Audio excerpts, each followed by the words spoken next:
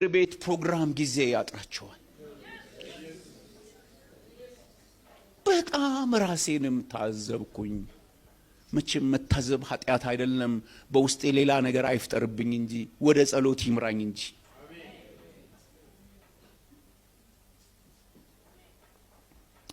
በተቀበልነው ስጦታ ሳይሆን መመካት ያለብን በሰጪው ነው መመካት ያለብን። አንዳንዴ ስጦታም ያስመካል። የእግዚአብሔር ቃል ደግሞ የሚመካ በእግዚአብሔር ይመካ ይላል። ያ የጠፋው ልጅ በብዙ ውድቀትና መክሰር መጎስቆል ከጎሰቆለ በኋላ ከወደቀ በኋላ ያስተዋለው እውነት ቢኖር ከአባቱ እጅ ከተቀበለው ነገር በላይ በአባቱ ቤት የተትረፈረፈው ነገር እንደሚበልጥ ነው ያስተዋለው። ድርሻዬን ብሎ ተቀብሎ ከወጣ በኋላ እጁ ላይ ያለውን ነገር ከከሰረ በኋላ ከወደቀ በኋላ ከተጎዳ በኋላ በጉዳት በጉስቁልና ውስጥ የተማረው ነገር ቢኖር እኔ ከተቀበልኩት ከአባቴ ድርሻዬን ስጠኝ ብዬ ከተቀበልኩት ስጦታ በላይ በአባቴ ቤት ያለው ጸጋ በአባቴ ቤት ያለው ሀብት እንኳን ለኔ እቤት ውስጥ ላሉ ሎሌዎች ሁሉ የተትረፈረፈ ነው ብሎ በዛ ምድረ በዳ ላይ አስተዋለ። አንድ ነገር አስተዋልኩኝ።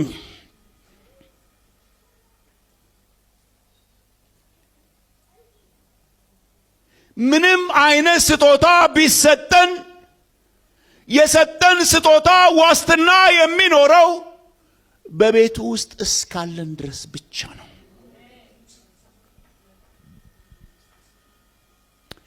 የጠፋው ልጅ ከአባቱ ቤት የመነቀሉ ምክንያት ስንመለከት የመነቀሉ ምክንያት ስንመለከት ከአባቱ ቤት ይልቅ የአባቱ ስጦታ ላይ በመታመኑ ነው።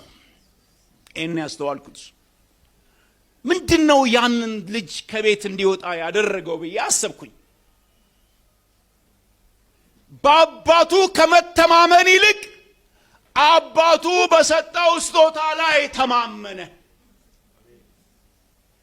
ድርሻዬን ብሎ ጠይቆ በተሰጠው ድርሻ ላይ የልጁ ልብ እዛ ላይ አረፈ። የልጁ ልብ በዛ ላይ ተማመነ።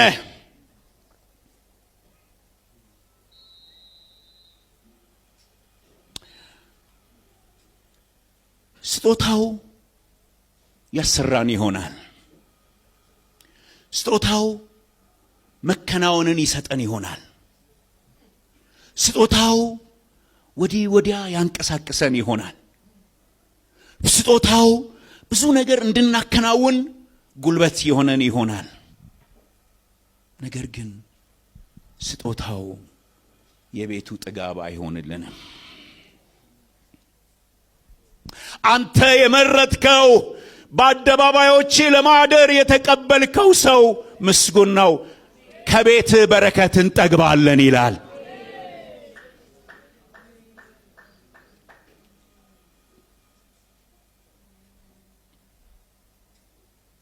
የሕይወታችን ጥጋብ የሚገኘው በአባታችን ቤት ውስጥ የበዛ ፍቅር በበዛ ቸርነት በበዛ ምሕረት በበዛ በጎነት ውስጥ ነው። የሚያጠግበንና የሚያረካን ስጦታው ሳይሆን የቤቱ በረከት ነው።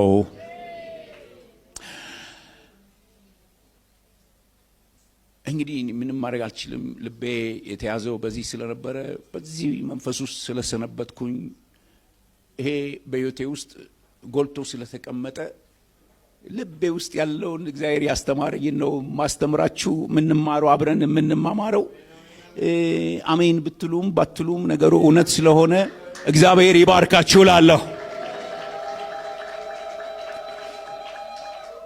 የቤቱ በረከት የዕለት ዕለት የነፍሳችን ቀለብ ነው። የቤቱ በረከት የቀን ጥላችንና እረፍታችን ነው። የቤቱ በረከት የማምሻ ዋስትናችንና ከለላችን ነው።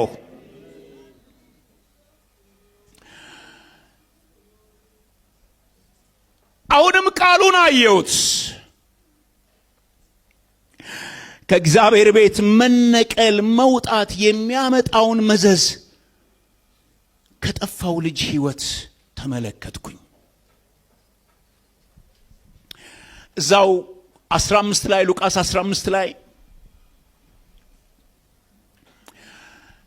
ይልጅ ከአባቱ ይሰጠኛለውን ድርሻ ከተቀበለ በኋላ ልቡን የተሰጠው ነገር ላይ በማድረግ ከቤት ተነቅሎ ከወጣ በኋላ ድርሻው እጁ ላይ ያለው ብዙ ዘመን አላኖረውም። ብዙ ዘመን አላኖረውም።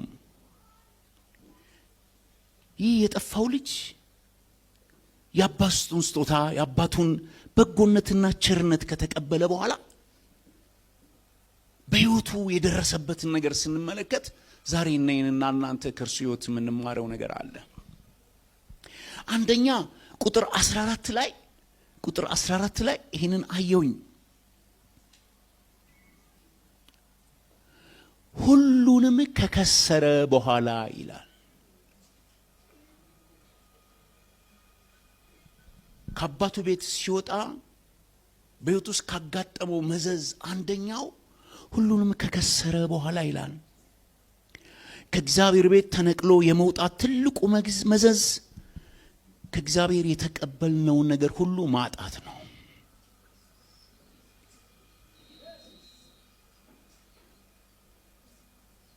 አይመስልም?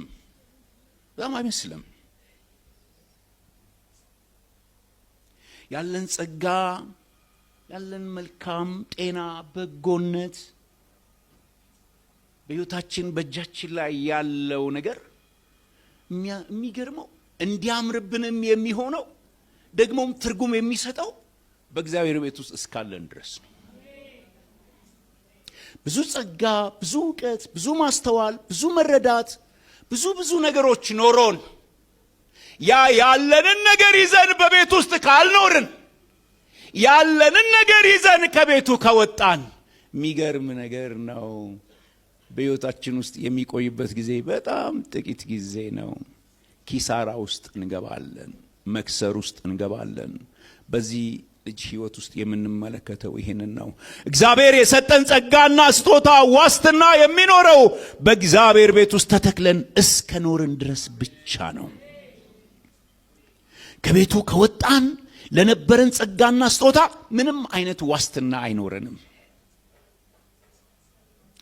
እና በጣም ይገርመኛል።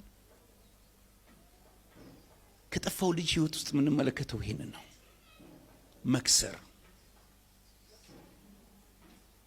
ሁለተኛ እዛው ቁጥር 14 ላይ ሁሉንም ከከሰረ በኋላ በዚያች አገር ጽኑ ራብ ሆነ ይላል።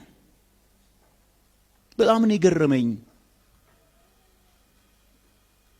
የእግዚአብሔር ልጆች ከእግዚአብሔር ቤት፣ ከእግዚአብሔር እውነት፣ ከእግዚአብሔር ሕይወት ተነቅለው ሲወጡ ክፋት ሁሉ ይተባበርባቸዋል። በጣም የሚገርመው ነገር ይህ ልጅ ያለውን ሁሉ በጨረሰበት ጊዜና ሰዓት ነው ረሃብ የተከሰተው።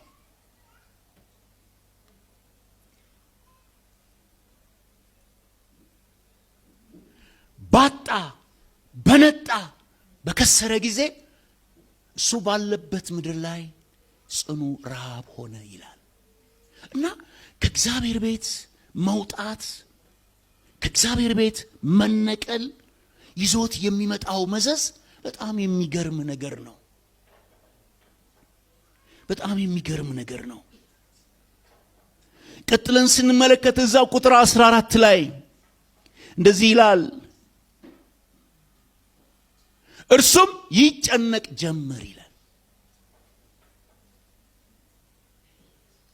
ወገኖቼ በረሃብ ዘመን እኔና እናንተ እንዳንሰጋና እንዳንጨነቅ የሚያደርገን የእግዚአብሔር አብሮነት ነው። ከእግዚአብሔር ጋር አብረን ኖረን በሕይወታችን ውስጥ የተለያየ ፈተና የተለያየ ችግር ቢመጣ መውጫው አብሮ አለ። በእግዚአብሔር ቤት ውስጥ የተለያየ ፈተና ሊያጋጥመን ይችላል። የተለያየ ችግር ሊያጋጥመን ይችላል። እንደ ሰው ልማድ እየኖርን ስለሆነ በዚህ ምድር ላይ አጋንንትም አለ፣ ስጋም አለ፣ ብዙ ነገሮች ይኖራሉ። ብዙ የተለያዩ ችግሮች፣ ብዙ የተለያዩ ፈተናዎች ይኖራሉ። በእግዚአብሔር ቤት ውስጥ ግን ዋስትና አለን። የእግዚአብሔር ቃል ሲናገር መዝሙር 23:4 ላይ በሞት ጥላ መካከል እንኳን ብሄድ አንተ ከኔ ጋር ነህና ክፉን አልፈራም ይላል። በሞት ጥላ መካከል ፍርሃትን ከልብ ውስጥ እንዳይኖር የሚያደርገው የእግዚአብሔር አብሮነት ብቻ ነው። በእግዚአብሔር ቤት ውስጥ የዘላለም ሕይወት ዋስትናችንን አድርገን ከእግዚአብሔር ጋር ልንኖረው ያለ ያ ዘላለማዊ የሆነ ሕይወት እርሱ የነፍሳችን መልህቅ ሆኖ አሜን፣ የሕይወት ትኩረታችን ዘላለም ላይ ሆኖ አሜን፣ በዘላለም ቅኝት የቀን ቀን ሕይወታችንን የቃኘን ስንኖር ብዙ የተለያዩ ተግዳሮቶች ሊያጋጥሙን ይችላሉ። ብዙ የተለያዩ ፈተናዎች ሊያጋጥሙን ይችላሉ።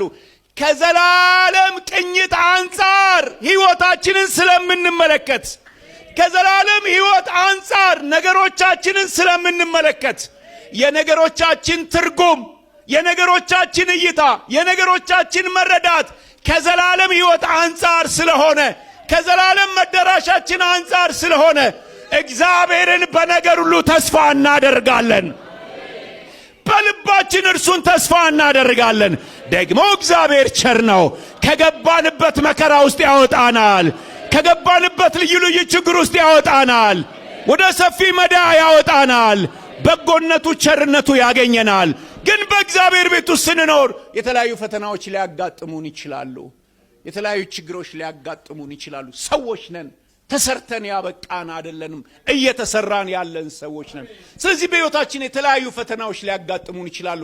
በዛ ፈተና ውስጥ ግን በእግዚአብሔር ቤት ውስጥ ጸንተን ለመኖር ከወሰንን በቤት ውስጥ መውጫ አለ።